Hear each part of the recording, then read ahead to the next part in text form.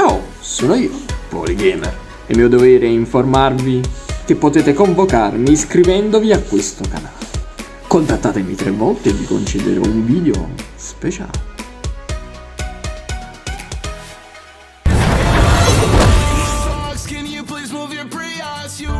In a universe populated by monsters, giants, and larger-than-life beings, I was determined to find my own path to the top of the mountain in sports entertainment.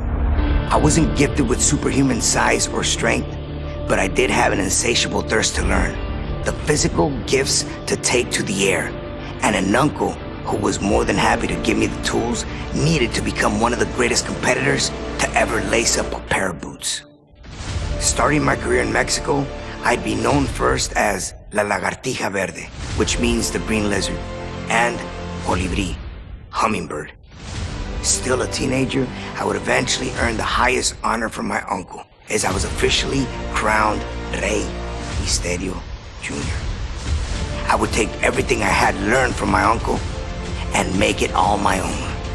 I would bring Lucha Libre to the world stage.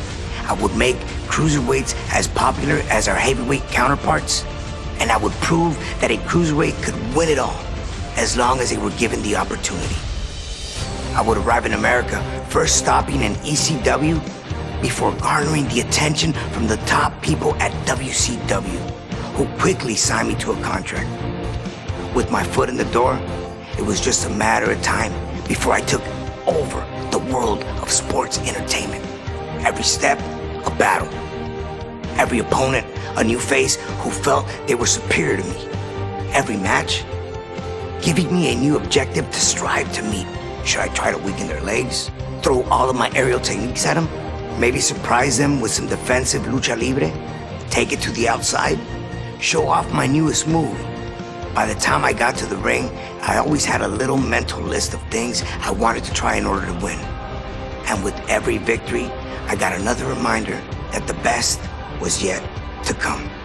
After winning WCW's Cruiserweight Championship, Cruiserweight Tag Team Championship, and the World Tag Team Championship, I would finally head to WWE to further build my legacy. In the near 20 years since I debuted in WWE, I have become known as, quite simply, the greatest luchador in sports entertainment history, the greatest mass superstar of all time. Rey is the king, having competed against every big name possible and having defeated nearly everyone that stepped in my way.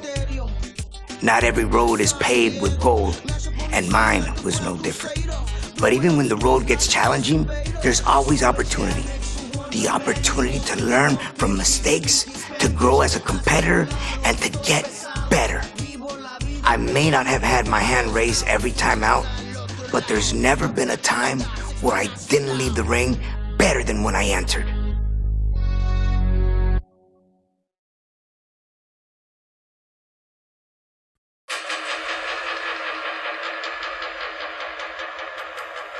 Who's that jumping out the sky? Rey Mysterio. Here we go. When the mask out, the girls they dance. The memories behind the infamous match of Halloween Havoc 1997, which I truly believe is a match that put me on the map.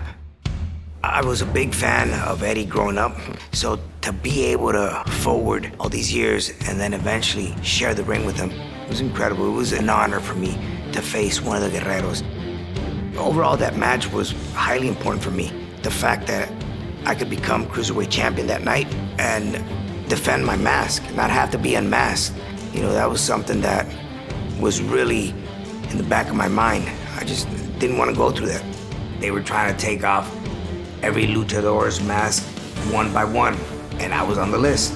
So you could only imagine the stress that had built up. And for us luchadores, it's a very prized possession. You know, this is something that I've carried since 1992. We both know, Eddie and I, what the mask means to us that carry it. So he knew what was at stake. I would never give him the satisfaction of taking my mask. Never.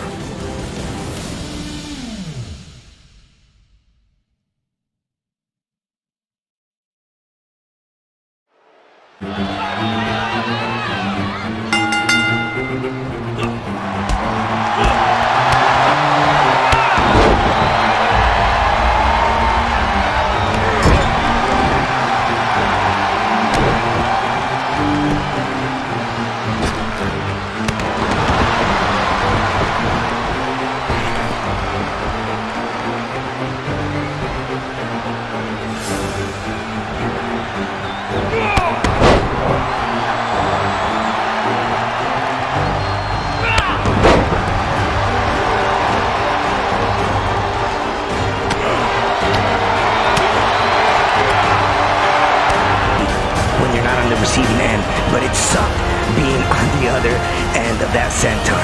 And seeing him taunt me, you know, it kind of boosted me up. It fueled me up to keep going through that match.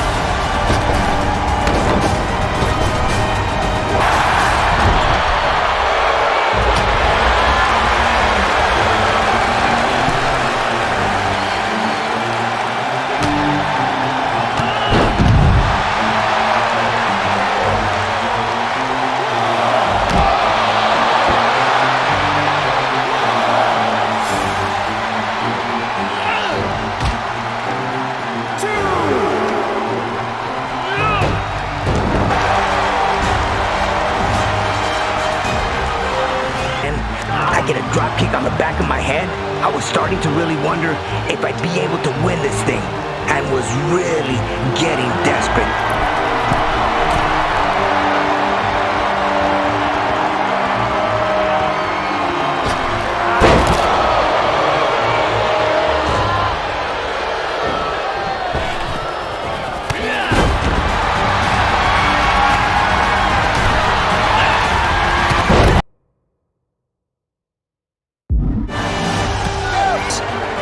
Respect.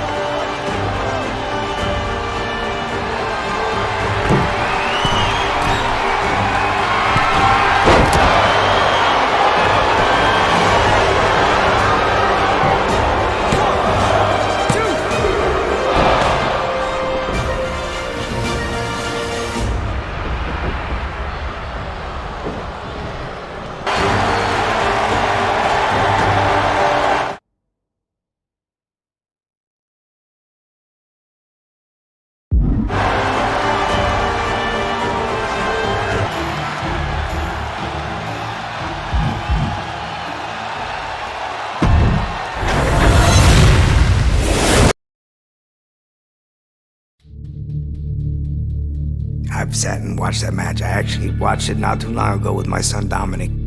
And it's a match that I still learn from. And, you know, it's a match that doesn't get old. I truly believe that if there was no Eddie Guerrero, my career would have gone a different direction. 8 years after our epic Halloween Havoc clash, Eddie and I were on better terms, but still found ourselves unable to resist the friendly competition in WWE. Holding the WWE Tag Team Championships only drove us to wonder who the better man on the team was. We both held victories over the other, but the chance to meet at the showcase of the Immortals, WrestleMania, was something we couldn't pass up. For the first time ever, two tag team champions would go one-on-one at the grandest stage of them all. We both knew what this match meant to the other, and it's what made it so fun to go out there and try to take the glory for ourselves. With no hard feelings, of course.